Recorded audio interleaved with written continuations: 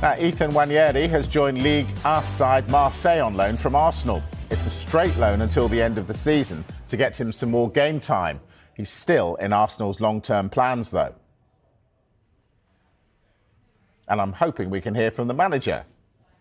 But maybe not. So, here he comes.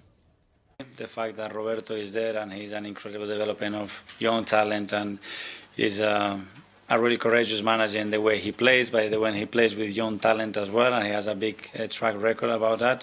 And I think it fits the way of playing for the qualities that we want to see for Ethan. So it's going to be a great experience for him. You have to be thrown there into the Sharks in an incredible football culture and atmosphere and club, and it's going to make him so much good.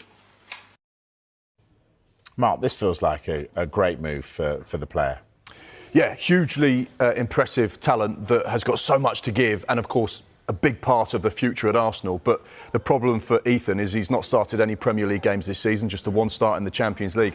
And we know that Arsenal squad is stacked with talent, so he's fighting against top players to just get a square inch on the pitch. This works in so many ways. Not very often really do you see players go out on loan as a straight loan, no option, no obligation, which I think tells you all Arsenal fans need to know about how highly thought of Nwaneri is with regards to the future of the football club. And Mikel Arteta touched upon it there.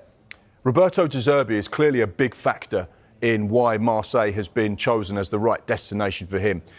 I thought Roberto De Zerbi would end up as the next Manchester City manager a couple of years ago. His impact at Brighton was huge. He plays the right style of football. It's progressive, it's exciting, it's ball possession based, it's about scoring goals, being attacking, and you saw him on the side of the pitch at his very passionate best, to say the least. You walk into the press conference room at Brighton and you knew you were always going to get a grab. You were going to get an answer, you were going to get an honest opinion. He'd tell it exactly how it is. And I think actually probably the right fit at the time, but not the right fit long-term for Brighton and Hove Albion, because they're not really used to having a manager who's so open and honest and emotional. And that's what Roberto De Zerbi was. But he absolutely plays the right brand of football, and I think he'll be brilliant. He has a track record for developing players. He took Brighton into the Europa League, and I think someone who one day will be back in English football at some stage. But this feels like the perfect fit for Arsenal. Yeah, it really does. What about the players who are staying with Arsenal? Are they going to be supplemented for a challenge for the title push? When you say supplemented, I mean, is he going to bring more players in? Yeah, I don't see Arsenal signing anyone in this window, but they will go into the bracket of, well, market opportunity, if the right player becomes available, if perhaps a summer target suddenly is available at the right price in January, and it's not very often you see good business done in January. So therefore, I'd actually say I don't see Arsenal doing any business, but they would certainly say we're not going to not do business. We'd leave it open just in case the right opportunity arose. They, of course, play Manchester United at the weekend. Let's talk about them. Yesterday, we brought you the news that Casemiro will be leaving United at the end of the season. Well, today, Michael Carrick explained the reasons behind that decision.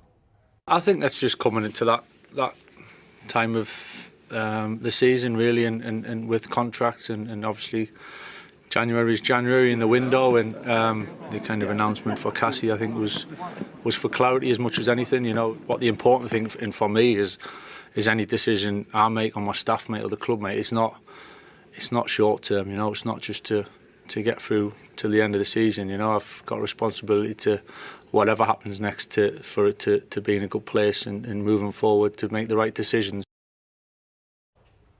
So he's not making short-term decisions, but will the fact that Casemiro is definitely going at the end of the season affect their transfer plans now? I think Manchester United are going to rebuild their midfield in the summer. They've known for a long time Casemiro would be leaving, just because of his age and also the wages that he's on.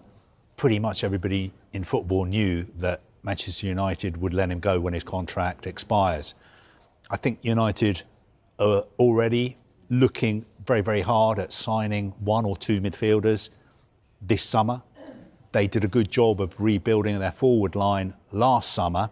I think one other thing they need to sort out this summer is the long-term future of Bruno Fernandes. Are we again going to be talking about the possibility of him going to Saudi Arabia, or is he going to stay until his contract runs out?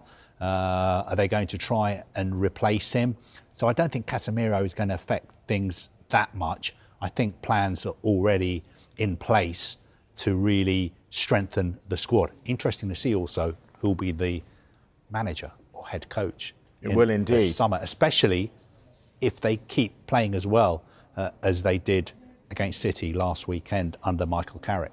What does this all mean for the bomb squad? Like, Kobbie Mainoo has been reintegrated. What about the other player? What about Jadon Sancho? What about Marcus Rashford?